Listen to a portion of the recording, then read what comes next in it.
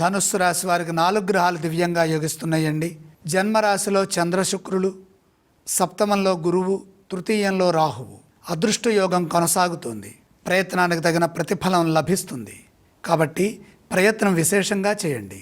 కృషిలో ఎటువంటి లోపం లేకుండా శ్రమించండి. మీ శ్రమకు రెట్టింపు ఫలితాన్ని పొందే అవకాశం ఉన్నది.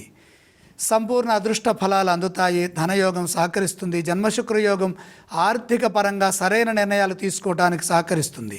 కేవలం ఆలోచనలకే పరిమితం కాకుండా కార్యాచరణలో ముందుకు సాగండి.